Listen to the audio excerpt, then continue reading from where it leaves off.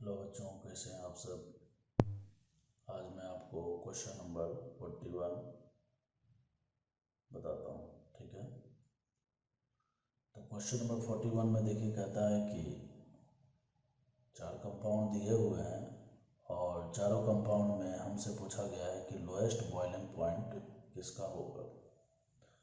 देखिए, boiling point का concept क्या होता है। बॉइलिंग पॉइंट का कॉन्सेप्ट होता है कि जैसा कि मैंने आपको बताया था कि आयोनिक बॉन्ड जो होता है उसका बॉइलिंग पॉइंट सबसे ज़्यादा होता है। कारण क्या होता है, तो आयनिक बॉन्ड में क्या है कि फोर्स ऑफ अट्रैक्शन जो है आयन्स के बीच में सबसे ज़्यादा होता है। ठीक है, तो उसके कारण क्या है कि मॉलिक्यूल्स जो है एक दूसरे के बिल्कुल क्लोज होते हैं, एक दूसरे से क्लोजली बॉन्डेड होते हैं। ठीक है, और बॉइलिंग पॉइंट का मतलब यह है कि आपको उसके अंदर टेम्परेचर देना है। ठीक है, जिसके कारण उसके मॉलिक्यूल्स क्या हो जाए, बिल्कुल सेपरेट हो जाए। ठीक है, तो जनरली कॉन्सेप्ट ये होता है कि यदि किसी कंपाउंड में हाइड्रोजन बॉन्डिंग होता है, यदि कोई कंपाउंड हाइड्रोजन बॉन्डिंग बना रहा है, तो ऐसी स्थिति में वैसे कंपाउंड का क्या हो जाता है, बोलते हैं कि बॉइलिंग पॉइंट ज़्यादा होगा उस कंपाउंड के रिस्पेक्ट में जिसमें हाइड्रोजन बॉन्डिंग नहीं है। ठीक है, तो यदि किसी में आयनिक बॉन्ड है तो वो सबसे ज़्यादा स्ट्रॉन्गेस्ट बॉन्ड है, उसका बॉइलिंग पॉइंट सबसे ज़्यादा होगा। लेकिन आयनिक बॉन्ड नहीं, मान लीजिए कोवेलेंट बॉन्ड है। ठीक है, तो कोवेलेंट बॉन्ड के भी बहुत सारे प्रकार होते हैं, उसमें से हाइड्रोजन बॉन्डिंग एक वीक बॉन्ड है। ठीक है, तो अगर आप क्वेश्चन नंबर 41 में गौर से देखिए तो क्वेश्चन नंबर 41 में आपको कुछ ऐसा ही देखने को मिल रहा है।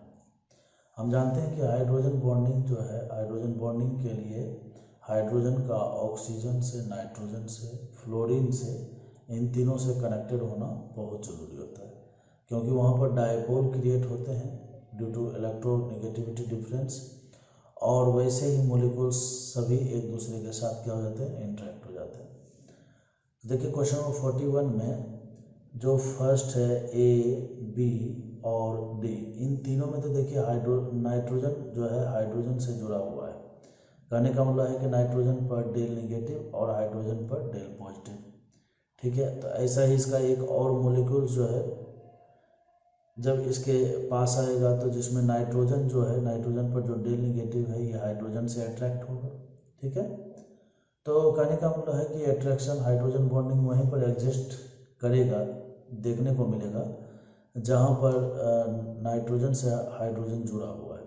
लेकिन ऑप्शन नंबर 3 में देखिए कोई भी हाइड्रोजन नहीं है नाइट्रोजन से जुड़ा हुआ है, तो ऑब्वियस सी बात है यहाँ पर कोई भी किसी भी प्रकार का हाइड्रोजन बॉन्डिंग नहीं दिख रहा है, और हाइड्रोजन बॉन्डिंग नहीं दिख रहा है तो इसका मतलब यह है कि इसका बॉइलिंग पॉइंट सबसे लोएस्ट होने वाला है। ठीक है, अब देखिए क्वेश्चन नंबर 42 में बात करें।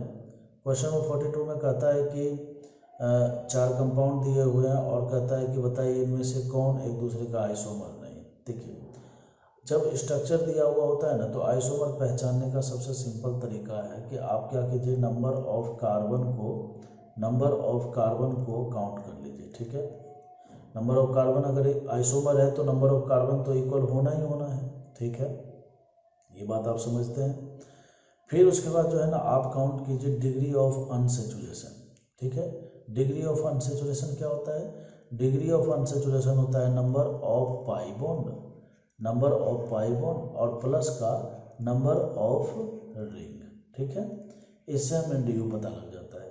जितने भी आइसोमर्स होते हैं बच्चों, उनके क्या होता है, मोलिकुलर फॉर्मूला सेम होता है, और यदि मोलिकुलर फॉर्मूला सेम है तो 100% डी क्या होने वाला है, सेम होने वाला है। ठीक है, तो बस देखिए यहाँ पर पहला जो कंपाउंड दिया हुआ है ये है, देखिए इसमें कार्बन की संख्या 8 है, कार्बन की संख्या 8 है, और डी जो है यहाँ पर 2 है। कैसे, तो एक डबल बॉन्ड है और एक रिंग है। फिर देखिए दूसरे वाले में कार्बन की संख्या 8 है और डी कितना है, 2 है। क्यों, क्योंकि इसमें 2 रिंग है।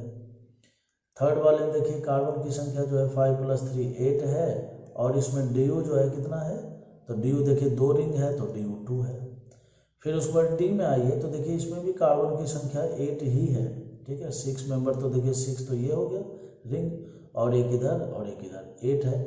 लेकिन यहाँ पर डी 2 नहीं है, यहाँ पर डी देखिए 3 है, क्योंकि 3 रिंग अपने को दिख रहा है।